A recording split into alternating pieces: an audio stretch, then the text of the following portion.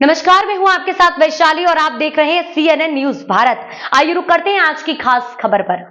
बरेली में भीषण सड़क हादसा, 3 की मौत, 10 घायल। बरेली में शनिवार रात बरेली के भूता थाना क्षेत्र के बारेपुरा बिसलपुर रोड पर एक दर्दनाक सड़क हादसे में 3 लोगों की मौत हो गई, जबकि 10 लोग गंभीर रूप से घायल हो गए। इको वैन और बस की आमने सामने टक्कर इतनी जोरदार थी कि वैन के परखच्चे उड़ गए। कई यात्री अंदर फंस गए, जिन्हें टॉर्च की रोशनी में कटर से वैन काटकर बाहर निकाला गया।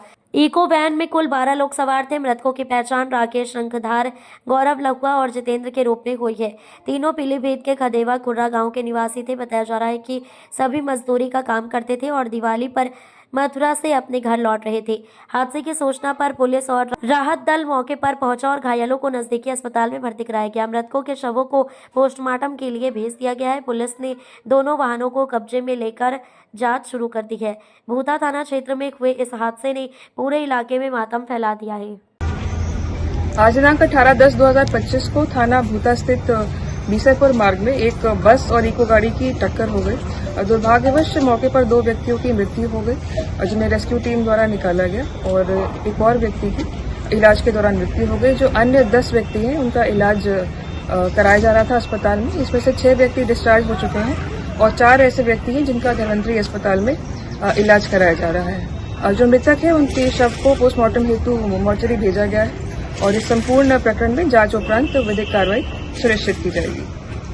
हुआ है अग्निशमन विभाग की टीम ने पहुंचकर जो है लोगों की जान बचाई है। किस प्रकार से अभियान चला, रेस्क्यू चला है, कितने लोगों की मौत हुई है? रात लगभग 1:15 पर सूचना प्राप्त हुई थी कि बीसलपुर रोड पर एक भयंकर एक्सीडेंट हुआ है और जिसमें एक बस और इको का एक्सीडेंट हुआ है, जिसमें कुछ लोग फंसे हुए हैं।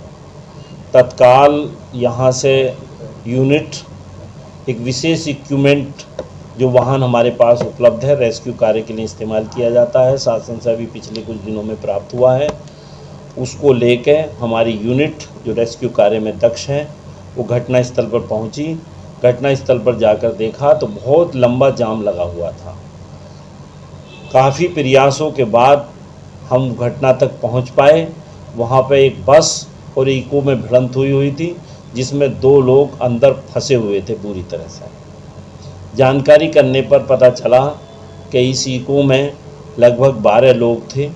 जो घटना के तुरंत बाद एक आदमी चला गया और 9 लोगों को हमारे पहुंचने से पहले ही मौके पर उपस्थित पुलिस द्वारा अस्पताल भेजा जा चुका था। 2 लोग ड्राइवर और ड्राइवर की साथ में बैठे हुए वाली सीट पर व्यक्ति पूरी तरह से फंसे हुए थे और मूर्छित अवस्था में थे। इस पोजीशन पे थे कि वो निकल नहीं सकते थे।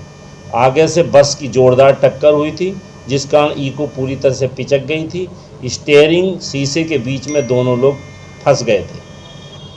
हमारे पास जो विशेष इक्विपमेंट है, जिसमें एक स्प्रेडर है जिसके द्वारा हम चीज़ों को फैलाते हैं, उसके सहायता से हमने वहाँ जगह बनाई।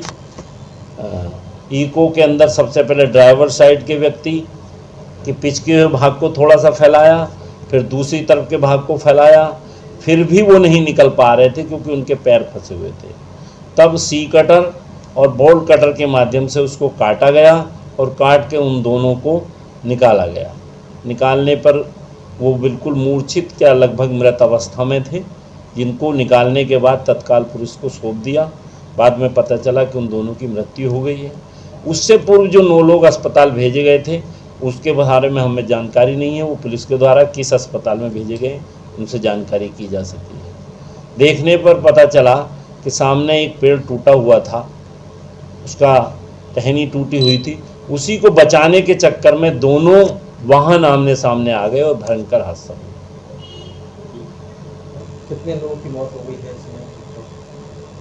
हमारी प्राप्त सूचना के अनुसार जो घटना स्थल पर थे तब 2 लोग जो मृत निकाले गए थे, उस जो अस्पताल में गए उनके संबंध में मुझे जानकारी नहीं। कितने लोग घायल हुए हैं? हाँ, वो सब लोग, ये बताया गया कि 9 लोग घायल अवस्था में भेजे गए थे।